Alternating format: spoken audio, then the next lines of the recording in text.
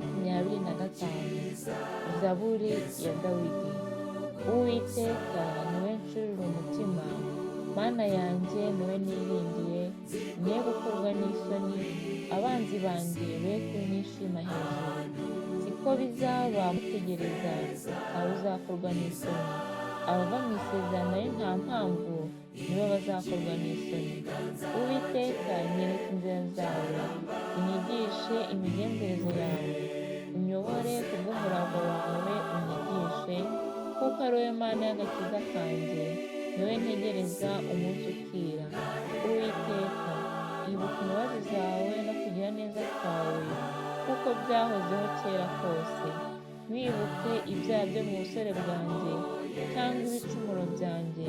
Nk'uko imbabazi zawe ziri, abe ari ko unyibuka, kubwo kugira neza kwawe Uwiteka. Uwiteka ni mwiza, aratunganye, nicyo gituma azigisha abanyabyaha inzira, abicisha bugufi azabayobora mu byo gukiranuka. Abicisha bugufi azabigisha inzira ye. Inzira zose z'Uwiteka ni imbabazi n'umurava, witondera isezerano rye n'ibyo yahamije.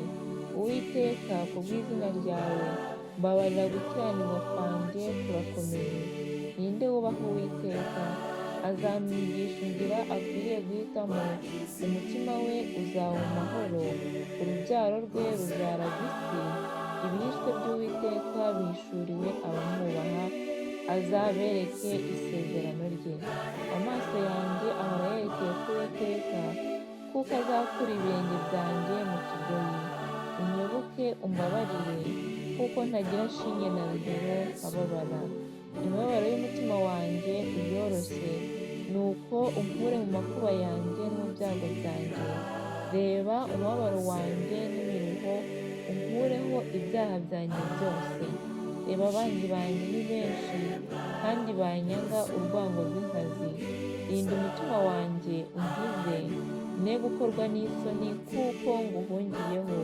Gukiranuka no gutungana binkize, kuko ngutegereza. Mana, cungura Abisiraheli, ubakure mu makuba yose no mu byago byabo byose. Haleluya.